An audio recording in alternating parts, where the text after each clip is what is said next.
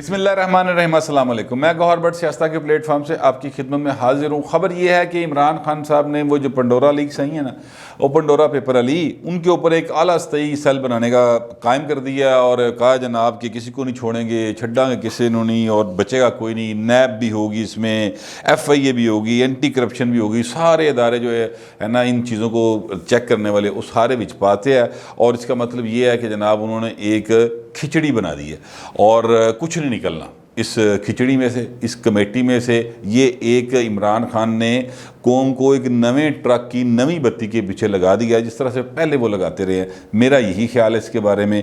अच्छा, अब वो जो हैं अपना क्या नाम उनके, हमारे फवाद चौधरी साहब ने कहा कि जनाब बहुत ज़बरदस्त काम किया है और ये जनाब इन्होंने तो मतलब अनीपात थी, इस तरह के उनके ट्वीट्स हैं। अच्छा, हकीकत क्या है? हकीकत यह है कि जब भी इस मुल्क के अंदर किसी चीज़ के ऊपर कोई कमेटी बन जाए, कोई सेल बन जाए, कोई इस तरह के स्कैंडल्स के ऊपर आप समझिए कि कोई जनाब वो क्या कहते हैं जनाब, वो कर दिया है हमने, एक जुडिशल कमीशन बना दिया, ठीक है, तो आप समझ लेंगे वो काम का सत्यानाश हो गया। बहुत एक मैं आपको मशहूर वाक़ये की, बल्कि सानहे की, बल्कि रियासती दहशत गर्दी की मिसाल देने लगा हूँ। लाहौर में वो वाक़या हुआ, ये मॉडल टाउन उसे कहते हैं, सानहा मॉडल टाउन। हालांकि सानहा का लफ्ज़ ठीक नहीं है, इसलिए कि सानहा एक ऐसे वाक़े को कहा जाता है जरा रबी हो जाए, वो हादसा हो जाए, ठीक है। ये हादसा नहीं था, ये बाकायदा तौर पर कत्ल व गारत की गई थी, ठीक है। उस वाक़ये के ऊपर एक जनाब जुडिशल इंक्वायरी बिठाई गई। जुडिशल इंक्वायरी में फलाना भी पेश होया, फलाना भी पेश होया, CM साहब भी जा रहे हैं, राना सनाउल्लाह साहब भी जा रहे हैं, पुलिस वाले भी जा रहे हैं। आज कितने साल हो गए हैं, ईमानदारी से बताएं, उसका कोई नतीजा निकला नहीं? निकला ना, इसलिए नहीं निकला कि वो कमेटियां बनाई इसलिए जाती कि बगैर नतीजे के काम चलता रहे। इसी तरह से ये जो मामला है, इसके ऊपर सेल सुल बनाने दी खान साहब केड़ी गल है भाईजान। आपके जो बाकी लोग हैं उनके आप कुछ भी नहीं करना, सिंपल आपने कहना है कि जनाब ये FBR वालों से कहना कि जनाब ये जिन लोगों के नाम आए हैं, क्या इन्होंने अपनी रिटर्न्स में शो किया हुआ है? उन्होंने कहना जी नहीं किया हुआ या किया हुआ है। अगर किया हुआ है और वो सियासतदान नहीं है तो भाई उन्होंने गिरफ्तारियाँ करो कि भाई ने पैसा पाकिस्तान तो बाहर गया कि में।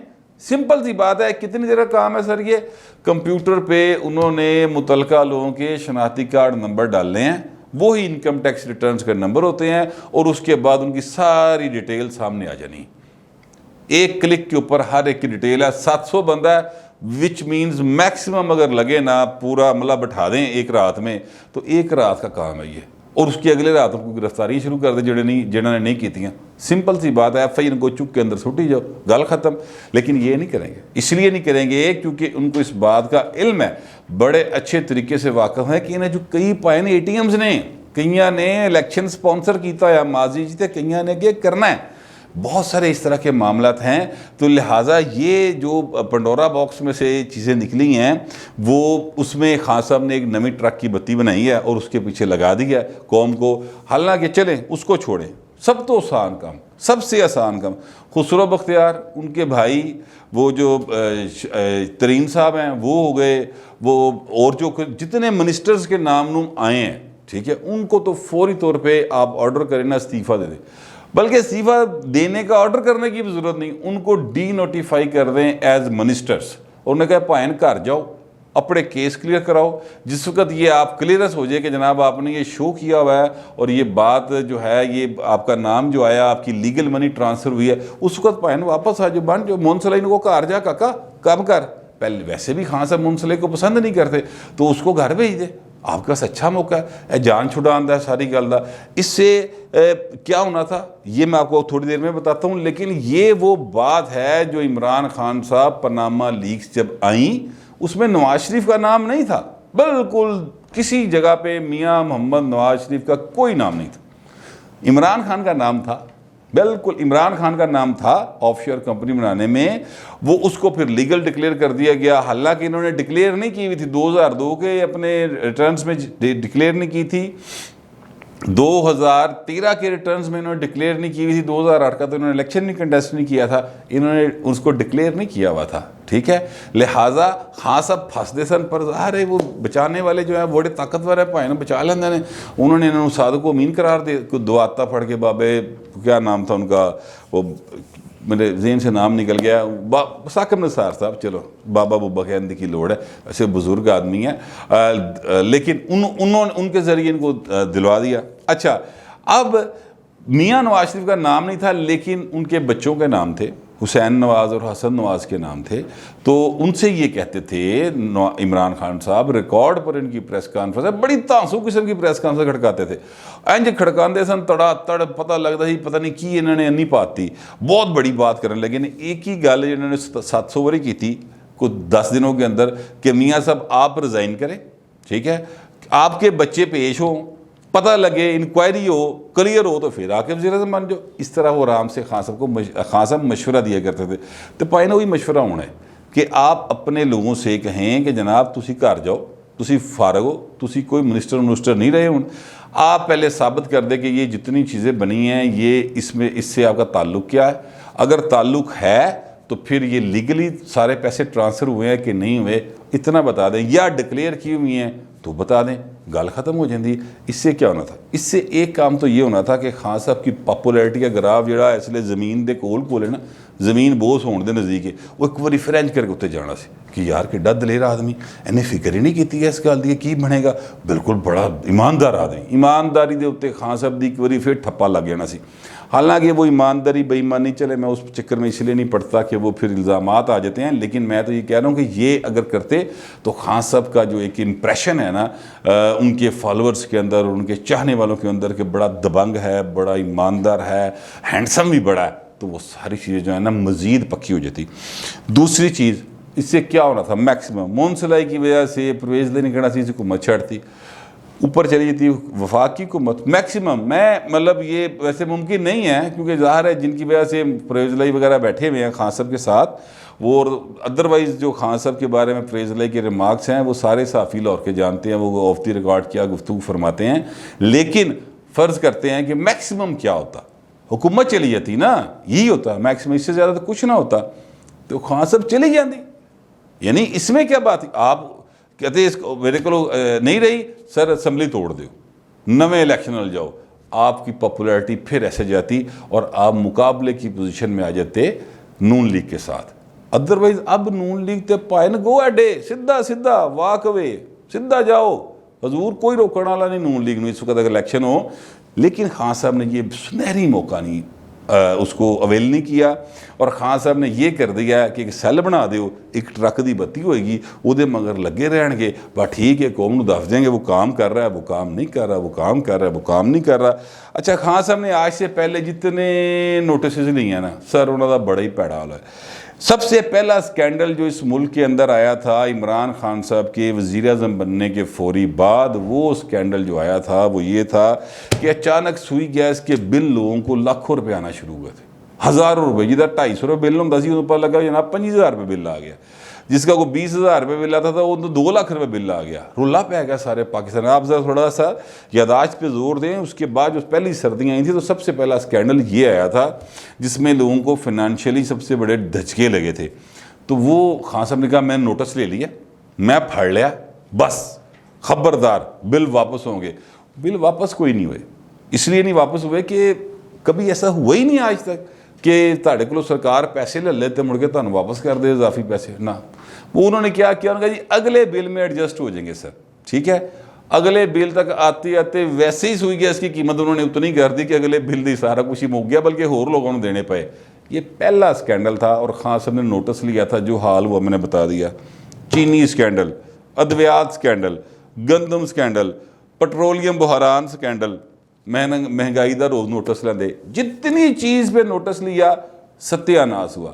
चीनी के ऊपर स्कैंडल के ऊपर नोटिस लिया, FI को तहकीकात को हम दिया, वो पे फिर जे वो जिसको सबसे ज़्यादा इस हुकूमत ने रोला ना, जो इस हुकूमत को लाने वाला था, बनाने वाला था, जहांगीर तरीन साहब, आराम ना मौजा मारे, सुकून डाट काम कर रहे, फिर रहे गड्डियां दे सुकून, बिल्कुल अपना ग्रुप बना के बैठे।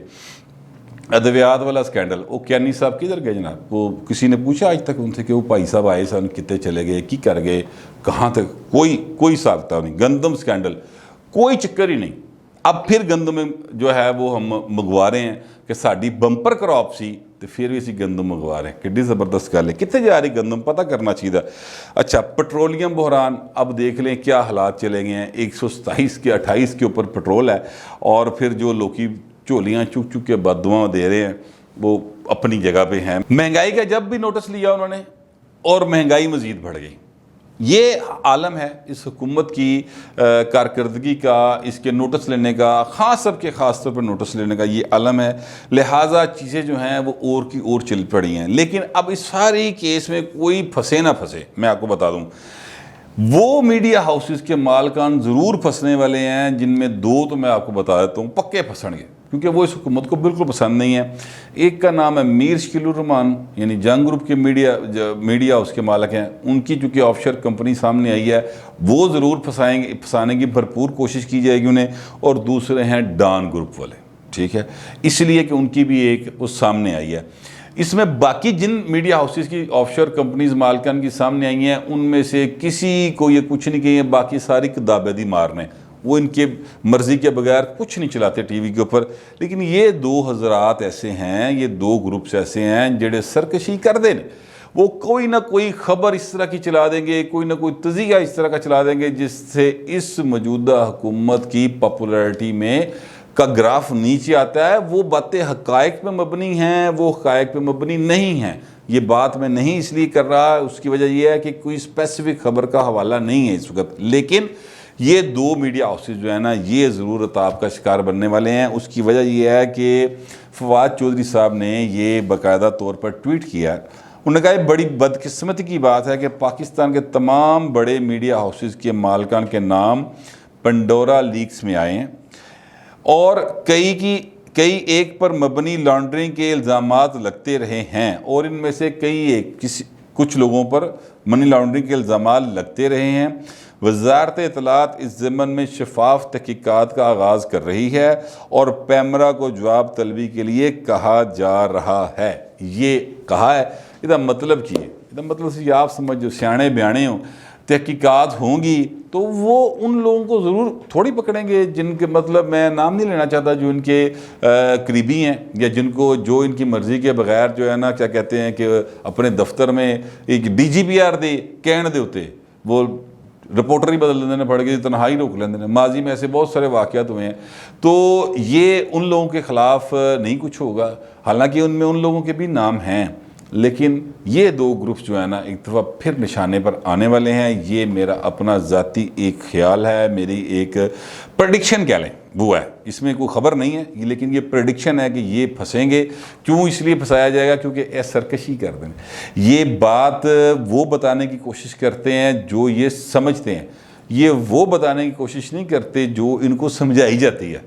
अपने दिमाग ना सोचने की कोशिश करते हैं तो फिर उसका खमियाजा तो भुगतना पैंदा है। बट एनीवेज, खान साहब ने एक सुनहरी मौका मेरे ख्याल में ज़ाया किया है, क्योंकि अगर खान साहब जिस तरह की हुकूमत चला रहे हैं, इसी तरह रो पिट के 2 साल और कट गए तो पाइन फिर वज़ीर आज़म जो शहबाज शरीफ या नवाज शरीफ, ये मतलब मेरा मतलब है कि नून लीग जो है ना वो एक दफ़ा फिर आएगी और यानी उसको फिर आप रोक नहीं सकेंगे, क्योंकि PTI का शराधा विखरना इस बुरे तरीके दे नाल कि इन्होंने पहले कैंडिडेट ही नहीं लभने, तो जे इन्होंने कैंडिडेट लभ गए उन्होंने वोटर नहीं लभने उन्होंने कैंडिडेट्स ने मुड़ के। ये हालत है इस वक्त आवाम की। खान साहब को अल्लाह ने एक चांस दिया था, मेरे ख्याल में उन्होंने ज़ाया कर दिया। हो सकता है कि उन्हें को अकल दे दे कि हाँ जी छड्डो को मनो 3 साल बड़ी मौज मार ली, हुण ऐसले ऐलान करो कि ऐसी दी तैसी, चल मुंस घर, चल फलाने घर, खुसरो बख्तियार घर, सब नूं घरां च भेज दिओ, थोड़ा सा आपका ग्राफ ऊपर आएगा। फिर अगर हुकूमत के लिए मुश्किल बनती होगी, अक्सरियत नहीं रही, क्योंकि ये पार्लियामेंट तोड़ो, खुदा हाफिज़ नवे इलेक्शन होंगे, चीज़ें बिल्कुल आपके हक में चली जाएंगी। लेकिन मेरा नहीं ख्याल कि खान साहब में इतना हौसला है, क्योंकि स्क्रीन के ऊपर माचो मैन बनना और बात होती है और प्रैक्टिकली किसी शायद हुक्मरान होया छड़ना बड़े दिल गुर्दे का काम है। अभी तक खान साहब ने वो दिल गुर्दा दिखाया नहीं है, मेरा तो यही ख्याल है। पता नहीं आप क्या सोचते हैं इस बारे में, लेकिन जो भी सोच रहे हैं लिख दीजिएगा डिसेंसी के साथ। चैनल को सब्सक्राइब कर लें और बेल आइकन का बटन ज़रूर दबा दें। फिलहाल इतना ही, मिलते हैं अगले वीडियो।